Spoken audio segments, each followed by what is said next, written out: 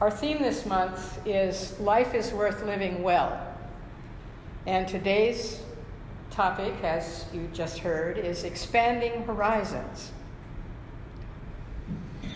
The talk that I did last week on Your Most Precious Gift seemed to really hit home with some of you.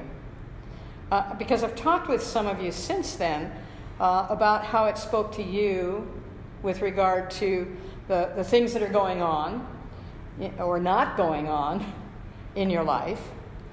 And though each of us has our own issues and our own healing to bring about, the message that you heard here last Sunday served you, each one of you, in your particular challenges at that particular moment, which is always the way it works out. It's the most amazing thing.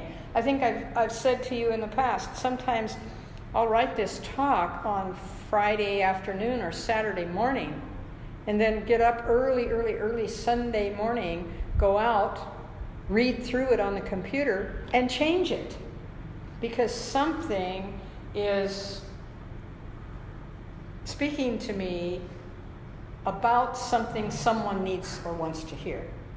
So it's not uncommon. At first it was uncomfortable for me.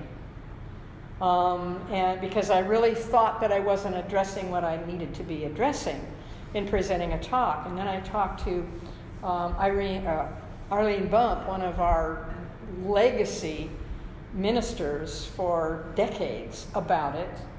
And she explained that to me, that it's because there is something that someone you're going to speak to needs to hear. So after that, I just allowed it to happen. If I woke up at 2 o'clock in the morning, it was because something was to be known and to be expressed. And if I slept all the way through to 5, well, everything was copacetic, and we moved ahead on what had been written. It's a marvelous thing, actually, when you realize it's a plus for you to be able to be in touch with all of that in the universe and to be able to respond to it. So that's really the marvel and the wonder of universal intelligence. It's a precious gift that has a constant read on every one of us. I'm reminded of one of my favorite quotes from Dr. Holmes. He said, "Since some people have been healed while others have not, the answer is not that God has responded to some and not to others. The answer is that some have responded to God more than others." God is a living presence. And as we're able to transcend our false belief that God is some kind of a human, superhuman, with human tendencies and frailties, then and only then will we come to really comprehend what that means. That presence which is contained within all that it creates, but which awaits our individual demand to burst forth and demonstrate that. It's there. It's always there. It's here. It's there. We must call upon it and make our intention clear with regard to how we want that directed. That's why I've titled this talk today, Expanding Horizons, because that's what we're all here for, to expand our horizons in life and on life, to demonstrate that in our day-to-day living. And why not do that by living life well in the process? And that well has more than one meaning. It means enjoyably and to the extent of your intention. And it also means to be well, to be healthy, to be functional in all areas. So every moment that you spend developing your own spiritual maturity and growth is also a moment wherein you are developing your ability to be an example for others. Each time you acknowledge your own abilities, your own self-worth, your own divinity enables you to see it in others. and to honor that, to respect that, to encourage that in them. And you heard that in a couple of the Standing in the Light stories this morning, the recognition of seeing it in others once we know it for ourselves.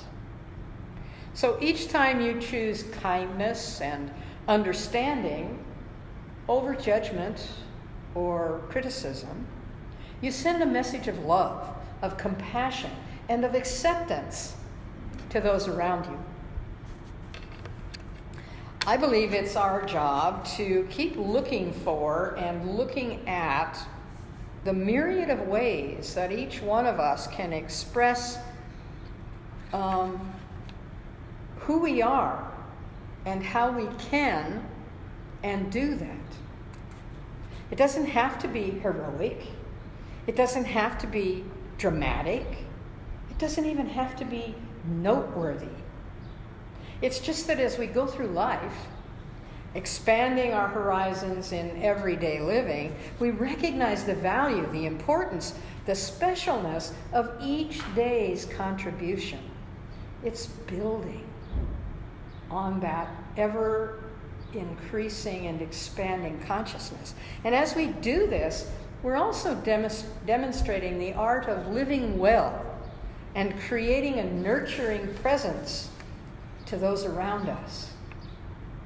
And indeed, within some of us who provide such examples, we are not only expanding our own horizons, but the generations coming along behind us as well.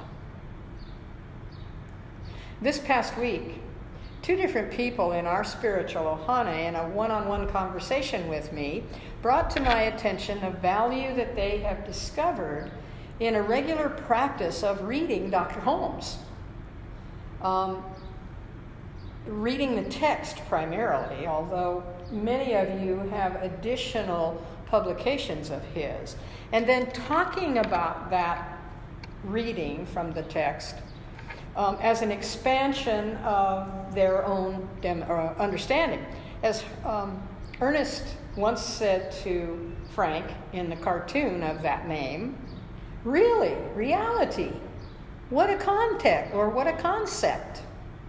Reality, what a concept. It's such a valuable way to expand our horizons and a wonderful addition to our spiritual practice on a daily basis. If we only read one section within a chapter, and those of you who have actually opened the Science of Mind textbook and looked through it, know that there are sections within the chapters. Each one of those sections stands on its own recognizance. You can read that and spend the next 24 hours reflecting on it as it comes into your mind with such a wealth of knowledge and food for thought that stays with us during that entire day. So I really recommend reading only one section within a chapter at the time, and then granting yourself that opportunity to ponder. Oh, I love that word, ponder.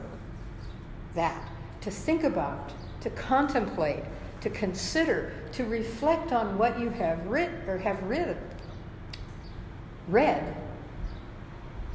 in a mindful manner.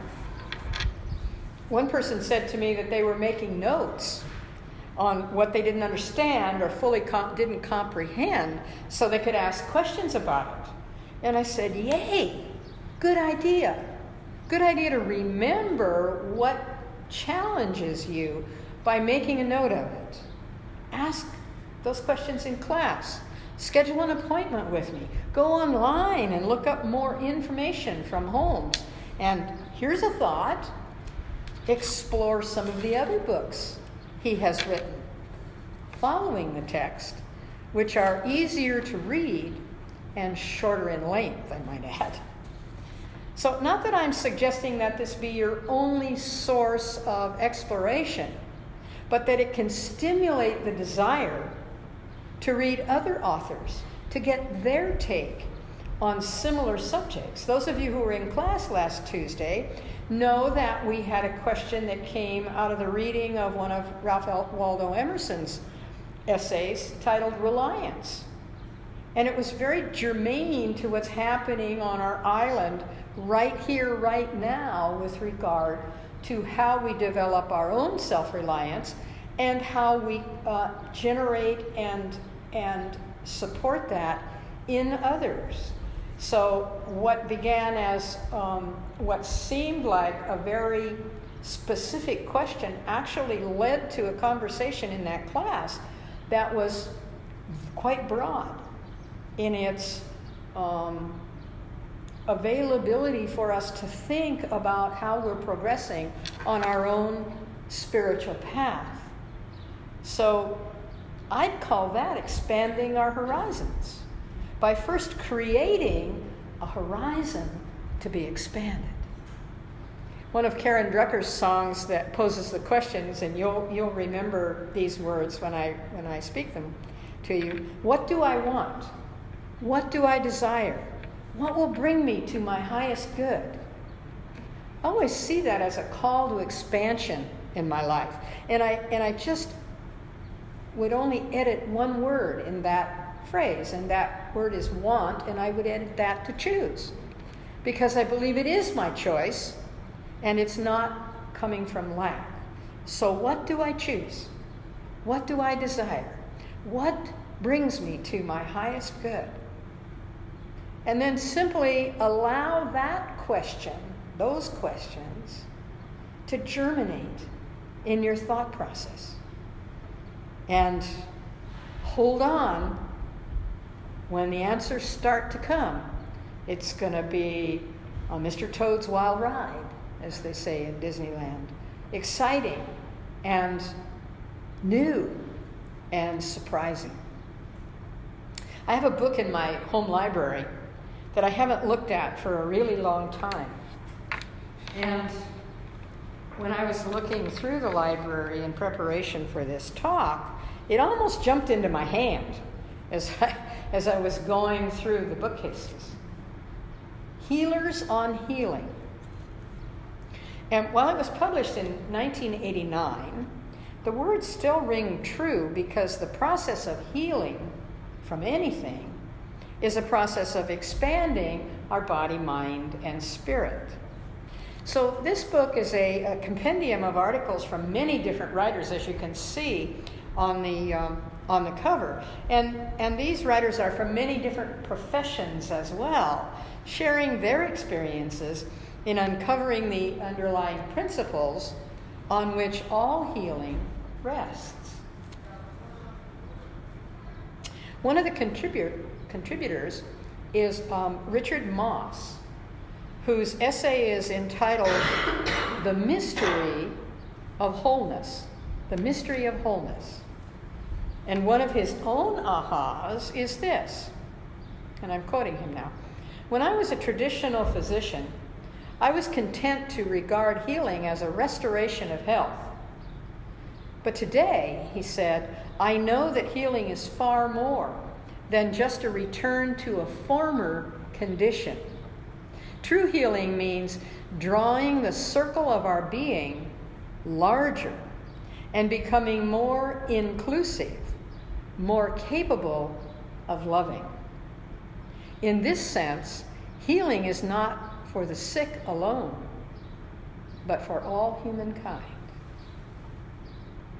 Then he goes on to say, every new understanding elevates us so that we perceive a greater horizon. Today, Richard Moss has a non-profit organization on the East Coast. It's for health and wholeness. That's incorrect. It's on the West Coast. A non-profit organization for health and wholeness in Southern California. And he travels the world doing seminars and retreats. I looked at his calendar for the year and discovered that he will be in Minnesota in June. He will be in Switzerland in July. He will be in France in August. And in October, he'll be in North Carolina. So there are lots of opportunities for you to see him. But at least look at his website. He is very active in taking his message to the world. He's not sitting back waiting for the world to come to him. His message is that healing is a glimpse into the universal process of incarnation. Incarnation.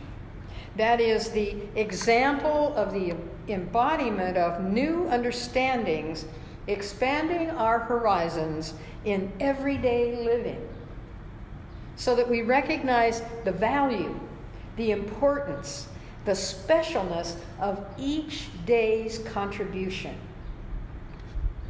As we do this, we're demonstrating the art of living well, aren't we?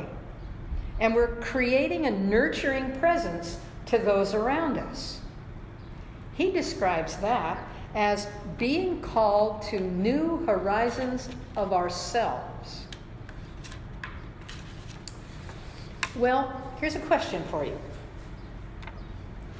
Is it really possible to expand our horizons in our own life every day? Is that realistic? Is that reasonable?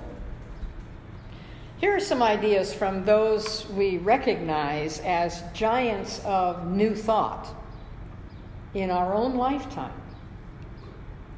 The horizon leans forward, offering you space to place new steps of change. The author of that is Maya Angelou. Here's another one.